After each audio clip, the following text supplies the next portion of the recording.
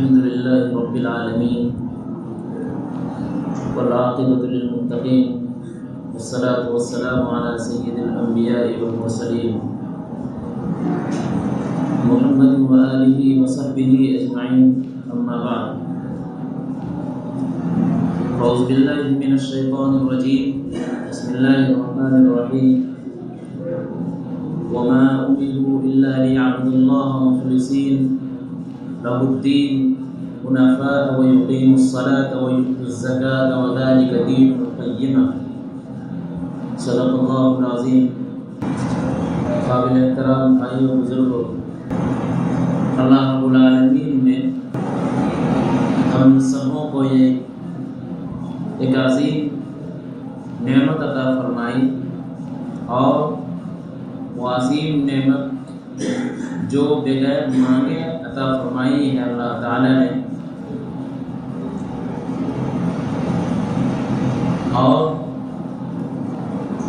ہوتا یہ ہے کہ جو نعمت بغیر مانگے مل جایا کرتی ہے اس کی قدر نہیں ہوتی ہے. یہ حقیقت ہے. اور قدر اس معنی کر نہیں ہوتا ہے کہ انسان کی کوئی محنت نہیں لگی ہے اس نعمت کو حاصل کرنے میں، کوئی مشقت کا سامنا نہیں کرنا پڑا ہے اور کچھ خرچ نہیں کرنا پڑا ہے. بغیر محنت کے، بغیر خرچ کے، بغیر مشقت کے، بغیر کوشش کے نعمت ملی ہے، اس لیے اس کی قدر نہیں ہے. جو نعمت ہے ایمان کی نعمت، یہ اللہ تعالیٰ نے جو ہمیں عطا فرمائی ہے، اس کے بہت سارے مقاصد ہیں، اور وہ تمام مقاصد ہمارے لیے دنیا میں ہے کہ ہم ایمان کے ساتھ ساتھ عمل کرنے والے بنیں. جو ہم سے کہا گیا ہے ان تمام باتوں کو ہم مانیں،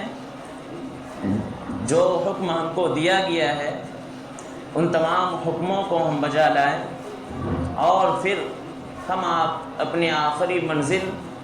پر پہنچ جائے اللہ کے بلانے سے. جب اللہ تعالیٰ کسی انسان کو بلاتا ہے روح قبض کرنے کے ذریعے، تو اب وہاں کا مرحلہ کیا ہوتا ہے وہ حقیقت حال سے ہم اور آپ واقف نہیں ہیں. ہم نے جو پڑھا، جو سنا، بس اسی پر ہمارا ایمان ہے اور ہونا بھی چاہیے،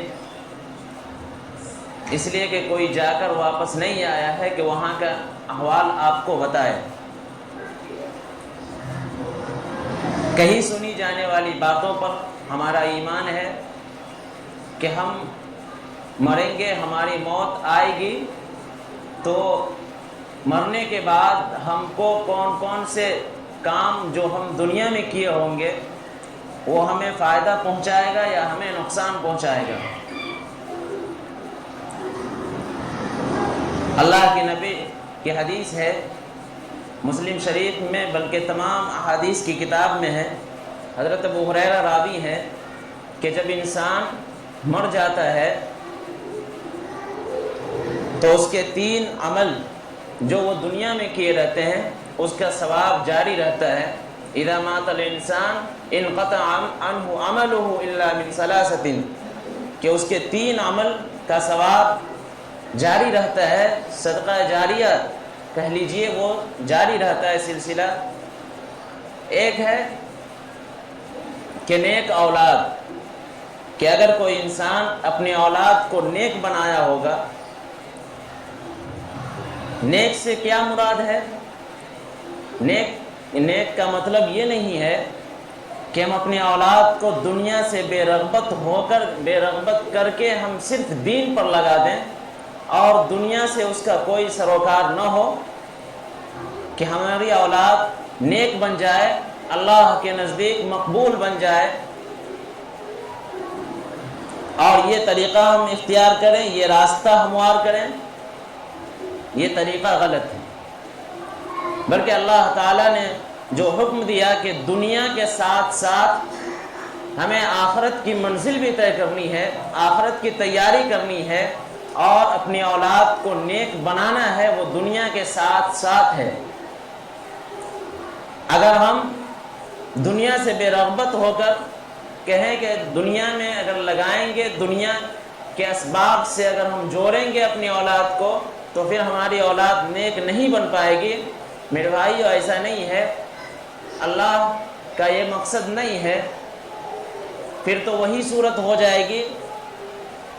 جس طرح نکاح میں ہوا کرتا ہے کہ رہبانیت اختیار کرنا، جو کہ ہمارے شریعت میں حرام ہے۔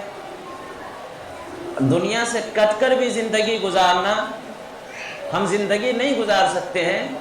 اس لیے کہ دنیا میں ہے تو دنیا کو لے کر زندگی گزارنے والے بنے، یہی تو امتحان ہے، یہی تو اللہ کا مقصود ہے کہ اللہ جو چاہتا ہے کہ بندہ مومن دنیا کے حصول کے ساتھ جس طرح ہم نے بتلایا ہے جو راستہ دنیا کو حاصل کرنے کا، اس راستے پر کو حاصل کر کے، اس راستے پر عمل کر کے، آخرت کی تیاری کر کے وہ میرے پاس پہنچے اور اپنے آنے سے پہلے ایسے اعمال کر کے جائے کہ اس کے لیے صدقہ جاریہ بنے، اس کے لیے مغفرت کا ذریعہ بنے، اس کو جنت دلانے کا واسطہ بنے۔ تو ایک چیز بتائی گئی کہ نیک اولاد، اگر آپ نے اپنی اولاد کو نیک بنایا، تعلیم کے ساتھ ساتھ نیک بنایا، تو یقین جانیے آپ کی اولاد جو اچھائی کرے گی اس کا بھی ثواب آپ کو پہنچتا رہے گا، اور آپ کی اولاد جس کی بھی اولاد کو نیک بنائے گی اس کا بھی ثواب آپ کے اولاد کو بھی پہنچے گا اور آپ کو بھی پہنچے گا، اس لیے کہ آپ نے ذریعہ بنایا۔ اور اگر علم کے ساتھ ساتھ آپ کی اولاد نیک صالح بن گئی ہے تو آپ کی اولاد نیک ہونے کے ساتھ ساتھ جو تعلیم کسی کو دے گا، مثلا ہم نے کسی سے پڑھا اور ہم نے کسی کو پڑھایا، ہم نے جن سے پڑھا انہوں نے 10 کو پڑھایا اور ہم نے 100 کو پڑھایا، ہمارے شاگرد نے 1000 کو پڑھایا، تو یہ سلسلہ پھیلتا رہے گا، علم کا ذریعہ وسیع ہوتا چلا جائے گا، جو ہمارے لیے صدقہ کا باعث بنے گا، اور مرنے کے بعد یہی نیکی کام آنے والی ہے، جو نیکی کل قیامت تک یہ سلسلہ چلتا رہے گا، تعلیم و تعلم کا، سکھانے کا، سیکھنے کا، سکھانے کا، تو اس کا ثواب جو پہلے بنیادی طور پر جو بنے تھے، سکھلانے کے ذریعہ جو بنے تھے اس کو بھی پہنچتا رہے گا، اور اس کے والدین جو بنے تھے علم کے سکھلانے کا ذریعہ اس کو بھی پہنچتا رہے گا، اور ہمیشہ پہنچتا رہے گا یہ ثواب۔ یہ ثواب سب سے وسیع جاتا ہے، سب سے لمبا جاتا ہے یہ سلسلہ، اور یہ سلسلہ کبھی منقطع نہیں ہوتا ہے۔ ایسا نہیں کہ اگر کوئی 10 سال کسی کو پڑھایا تو 10 سال میں لاکھوں کروڑوں کی تعداد میں شاگرد ہو جایا کرتا ہے، اگر کسی نے 10 مہینہ بھی پڑھا دیا تو بہت سارے شاگرد تیار ہو جاتے ہیں، تو اس کا ثواب بھی پہنچتا رہے گا، اس کو بھی جس نے پڑھایا اور اس کے استاد کو بھی اور اس کے والدین کو بھی۔ اب سوچ لیجئے کہ کتنا فائدہ اور کتنا منافع کا سودا ہے۔ دوسری چیز فرمائے صدقۃ جاریۃ، کہ اگر کسی نے صدقہ جاریہ ہم نے سمجھا صرف اسی کو کہ ہم 10 روپیہ کسی غریب کو دے دیں، کسی محتاج کو ہم کھانا کھلا دیں، کسی ننگے کو کپڑا پہنا دیں، یہی صدقہ ہے، ایسا نہیں۔ صدقہ صرف اسی کا نام نہیں ہے، بلکہ دنیا میں جتنے بھی خیر کے لائن سے کام ہے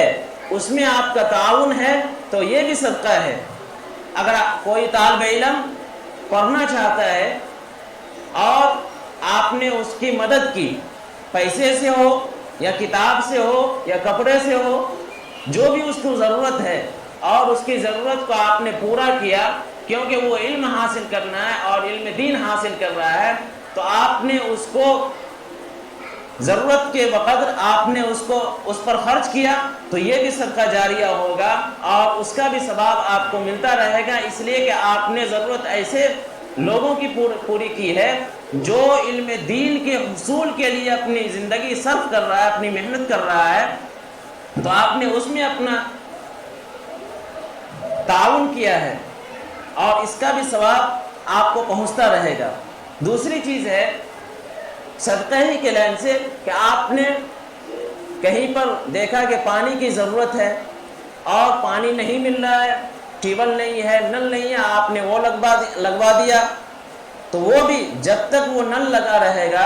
اور ٹیوبل گلا رہے گا اس کا بھی ثواب آپ کو پہنچتا رہے گا، جب تک اس سے پانی نکلتا رہے گا لوگ اس سے فائدہ اٹھاتے رہیں گے اور اپنی پیاس کو بجھاتے رہیں گے، اس کا بھی ثواب آپ کو پہنچتا رہے گا۔ اسی طرح اگر کہیں مسجد بن رہی ہے، مسجد آپ نے بنایا، اللہ کے نبی کی حدیث ہے ترمذی شریف میں، من بنا للہ مسجدا صغیرا او کبیرا، کہ اگر کوئی یہ سمجھ رہا ہے کہ مسجد بنانا صرف پوری مسجد بنانا مراد ہے، ایسا نہیں، بلکہ اگر آپ نے ایک اینٹ بھی لگا دی، اس سے بڑھ کر چلیے، ایک دیوار آپ نے بنا دی، اس سے آگے بڑھیے، ایک چھوٹی مسجد بنا دی، صغیرن و کبیرن، کہ چھوٹی مسجد بھی بنا دی یا بڑی مسجد بھی بنا دی، تو آپ کو اس کا بھی ثواب پہنچتا رہے گا جب تک وہ مسجد رہے گی، جب تک اس میں نماز پڑھی جائے گی، جب تک وہاں کے لوگ عبادت کرتے رہیں گے، وہ تمام ثواب کا ذریعہ آپ نے بنا ہے، آپ کو اس کا بھی فائدہ پہنچتا رہے گا اور آپ کے لیے یہ مغفرت کا ذریعہ بنے گا اور جنت میں پہنچانے کا سبب بنے گا۔ اسی طرح اگر کسی بچی کی شادی ہے اور وہ غریب ہے، محتاج ہے، واقعتاً وہ مستحق ہے اور آپ کے پاس مال ہے، آپ کو اللہ نے صاحب ثروت بنایا ہے، مالدار بنایا ہے، تو آپ نے اس بچی کی شادی کرائی اور فضول خرچی نہیں کیا، اسراف سے بچتے ہوئے، تبذیر سے بچتے ہوئے آپ نے اس کی شادی کرائی، اور جب تک وہ نکاح وہ زوجین برقرار رہیں گے اور اس زوجین سے جو اولادیں ہوں گی اور وہ ان سے بھی اولاد ہوگی، یہاں تک کہ سلسلہ قیامت تک چلتا رہے گا، اس کا بھی ثواب آپ کو پہنچتا رہے گا۔ اسی طرح اگر کوئی غریب ہے اور اس کو رہنے کے لیے مکان نہیں ہے، گھر نہیں ہے، آپ اپنی حیثیت کے مطابق اس کے گھر پر اگر پنی ڈلوا دیے، بارش کا موسم ہے، پانی چو رہا ہے، آپ اس کے گھر پہ پنی ڈلوا دیے، یا آپ اس سے زیادہ حیثیت رکھتے ہیں، گھر چھڑوا دیے، اس سے بھی زیادہ حیثیت رکھتے ہیں، چدرا البیسٹر جو بھی ڈلوا دیے تاکہ اس کو رہنے کا سامان مہیا ہو جائے، سکون حاصل کر سکے اس مکان میں، تو اس کا بھی ثواب جب تک وہ گھر رہے گا اور وہ لوگ سکون حاصل کرتے رہیں گے، وہ گھر والے، اور ان کی دعائیں بھی آپ کو ملتی رہیں گی اور اس گھر کا ثواب بھی آپ کو پہنچتا رہے گا۔ اور بھی بہت سارے قسمیں ہیں صدقہ جاریہ کا، یہ تمام باتیں ہیں جس کا ثواب آپ کو پہنچتا رہے گا۔ تیسری چیز ہے او علم ينتفع به، کہ آپ نے اپنے علم سے کسی کو نفع پہنچایا ہوگا۔ یہ باتیں میں نے پہلے کہہ دی کہ علم سے مراد یہ ہے کہ دنیاوی علم ہو یا دینی علم ہو۔ پہلی بات تو یہ ہے کہ حدیث میں دنیاوی علم کو علم نہیں کہا گیا ہے، بلکہ دنیاوی علم کو ہنر کہا گیا ہے اور دینی علم کو صرف علم کہا گیا ہے،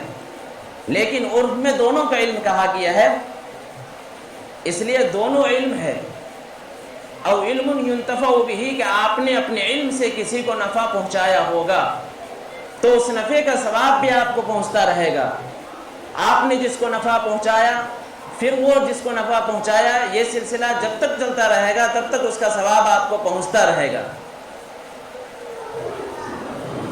اور آگے اللہ کے نبی نے فرمایا کہ ایک مومن تو وہ ہے کہ جب